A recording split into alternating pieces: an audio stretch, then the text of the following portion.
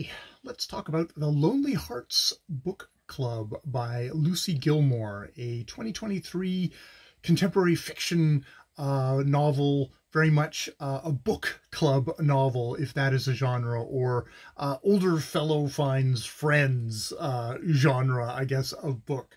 Lucy Gilmore is actually kind of into doing kind of more romance books, children's books. Romance definitely comes into play here. It's got that somewhat of the comfort feel. I listened to this on audio from my library, narrated by single narrator Angie Kane, though the book itself is seen through alternating narrations of the various book club members, starting off with Sloane Parker, assistant librarian, who she can't help but come to the aid of really grumpy curmudgeon former professor of English Arthur McLaughlin when he has medical trouble. Pretty soon we have there's a book club forms around this guy who just does not want help, wants people to leave him alone.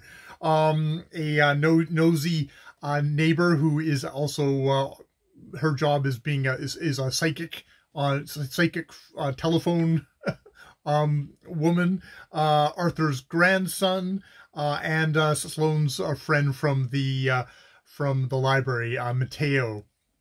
So yes, it's narrated in alternating sections by the characters.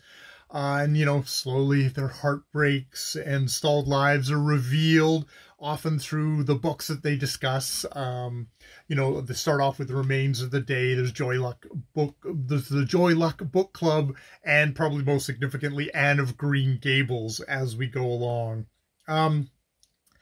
At the beginning of this book, was like, oh God, I do not know how this is going to go, because we start off with the narration of getting the viewpoint and the kind of the twee stylings of Sloane Parker, and she is very twee and very chirpy in a way that is like, oh, I don't know if I can handle this for an entire book. It starts going through the different narrative tones, and well, I can't say that the characters are super, super different from each other, because they all so easily fit in with each other, in this kind of very comforting, let's found family kind of thing. It gets a little less twee, if no less, kind of comfort reading. I have to say, I think the whole book just does end up kind of hovering on that kind of knife's edge of is this kind of just comforting, or is this smaltz, or is this smaltzy comfort read, kind of that thing. The characters aren't that deep. They're very much kind of they're very much the types. We have the kind of the put upon nerd Sloane, we have the grumpy curmudgeon Arthur, we have kind of the big bluff his grandson Greg.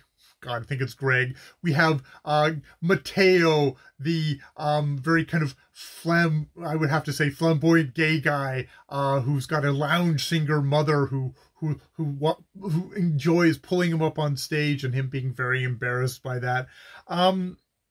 It does have the benefit of actually kind of going back to those books and using how the characters read the books, Remains of the Day, of Joy Luck Book Club, using those books as kind of windows into these characters.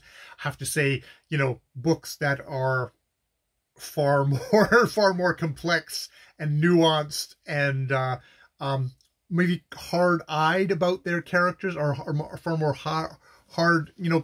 At the moment I am reading I'm reading Blonde by Joyce Carol Oates, and Joyce Carol Oates is someone who is being very, very, very hard, not giving her character of Norma Jean, the character Norma Jean, not the actual historical Norma Jean, a hard time and hard ride.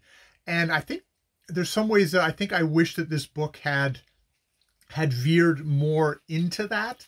It would have been a deeper, more lasting book. As it is, I think it was a fun listen, but maybe is just not something that is going to particularly last with me. I think I need, like some kind of curmudgeonly English teacher, I needed something a little bit more biting, a little bit more cutting, for it to gouge into me, versus this, which is like very kind of light and fluffy and will sail right back out of my life again. I think probably the best compliment I can give this book, The Lonely Hearts Book Club at the End of the Day by Lucy Gilmore, is that I've reserved Anne of Green Gables for my local library. I'm Canadian and I have been exposed to a lot of very schmaltzy, sepia-toned renditions of Anne of Green Gables, or have clicked past them very quickly as being a manly man who, or probably at that point a manly teenager who was like, oh, I would never be into that kind of girl stuff.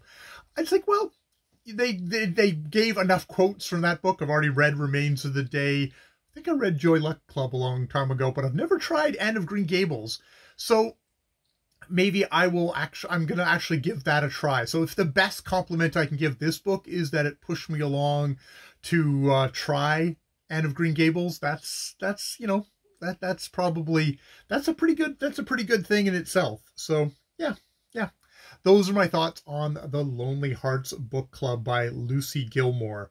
Just in the end of the day, just maybe a little too kind, for my taste. It's funny, when I was looking at the Goodreads, as I was just sort of saying, I'm done this, there was a lot of people saying, oh, Arthur Gilmore is just way too mean. Arthur McLaughlin is just way too mean of an old curmudgeon. And I'm thinking, no, not really at all. And I think I wanted Lucy Gilmore to be a little bit more mean as well. Not, I don't know, mean, but just kind of hold characters to account, perhaps create more, to find a little bit more solidity in these characters who at the end of the day just didn't have that solidity of the books, of the books that they were reading. Those characters in those books seemed far more real. All right, I will leave it there. More videos later.